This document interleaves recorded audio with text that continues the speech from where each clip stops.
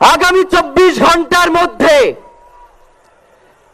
স্বরাষ্ট্র উপদেষ্টা এবং সহকারী উপদেষ্টা খুদাবক্স তাদেরকে জনতার সম্মুখে এসে তারা এই খুনের ব্যাপারে গত এক সপ্তাহ ধরে কি পদক্ষেপ নিয়েছে তা জনসম্মুখে জানাতে।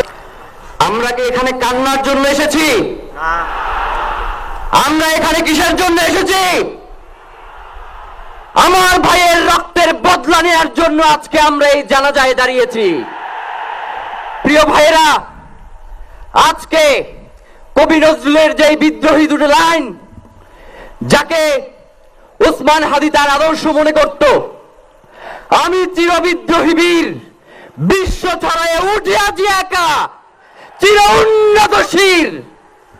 প্রিয় ভাইয়েরা, আপনারা জানেন শরীফ ওসমান হাদিকে এক সপ্তাহ 168 ঘন্টা আগে গুলি করা হয়েছে। এখন পর্যন্ত কি তার খুনিকে গ্রেফতার করা হয়েছে? সরকারের পক্ষ থেকে এখন পর্যন্ত কি খুনিকে গ্রেফতারের ব্যাপারে আপনাদেরকে আশ্বস্ত করা হয়েছে?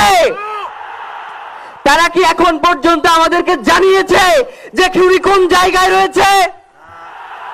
আমরা স্পষ্ট মনে করছি যে এখানে খুনি একজন নয়, এখানে পুরো একটা খুনি চক্র কাজ করেছে। আমরা ইনকিলাব মঞ্চ এবং তার পরিবারের পক্ষ থেকে আপনাদেরকে জানিয়ে দিতে চাই,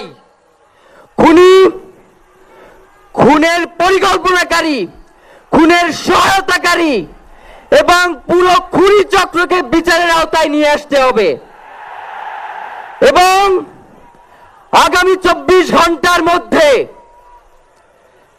স্বরাষ্ট্র উপদেষ্টা এবং সহকারী উপদেষ্টা খুদাবক্স তাদেরকে জনতার সম্মুখে এসে তারা এই খুনের ব্যাপারে গত এক সপ্তাহ ধরে কি পদক্ষেপ নিয়েছে তা জনসম্মুখে জানাতে হবে। যদি তারা জানাতে না পারে তাহলে তাদেরকে পদত্যাগের জন্য প্রস্তুত থাকতে হবে। আমরা ইনকিলাব মঞ্চ কোনোভাবে এই শরীফ ওসমান হাদির রক্তকে বৃথা যেতে দেব না। আমরা ঘোষণা করতে চাই, শরীফ ওসমান হাদির রক্তের মধ্য দিয়ে বাংলাদেশ ইনসাফ কায়েম হবে। আপনাদেরকে তিনি বারংবার বলেছেন, বাংলাদেশের স্বাধীনতা সার্বভৌমত্ব রক্ষা এবং ইনসাফের লড়াইয়ের জন্য আমাদেরকে যদি জীবনও দিয়ে যেতে হয় আমরা জীবন দিয়ে দেব, তবু ইনসাফের লড়াই ছাড়বো না।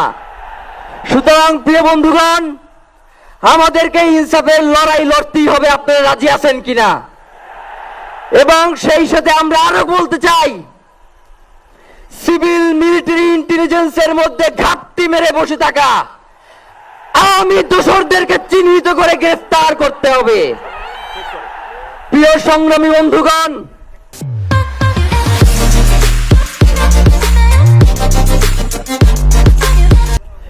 শরীফ ওসমান হাদির পরিবারকে জানানো হয়, রাষ্ট্রের পক্ষ থেকে আপনাদেরকে যদি কোনো সুবিধা দরকার হয় আপনারা আমাদেরকে বলবেন।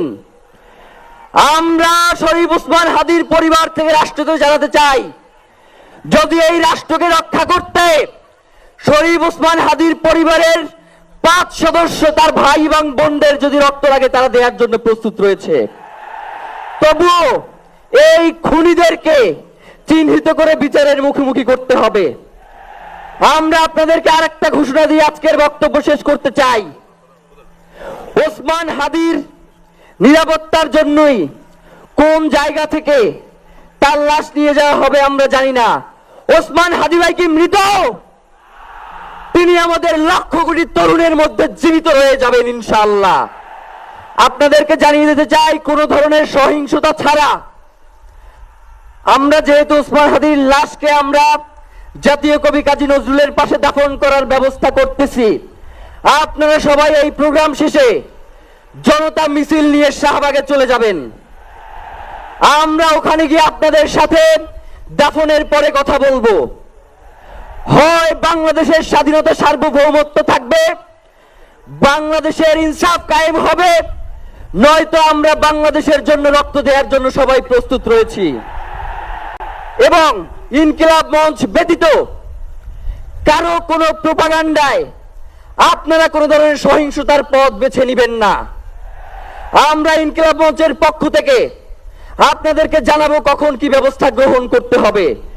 আপনাদের সকলকে, এই লক্ষ লক্ষ মানুষকে, আজকে শরীফ ওসমান হাদির জন্য যারা এসেছেন, শহীদ শরীফ ওসমান হাদি, তাকে আমরা সবাই দোয়া করব এবং তার যেই লড়াইয়ের পথ, তার যেই সাংস্কৃতিক আন্দোলন, তার যেই আধিপত্যবাদের বিরুদ্ধে লড়াই, আমরা সকলে সেটাকে একসাথে প্রতিহত করব।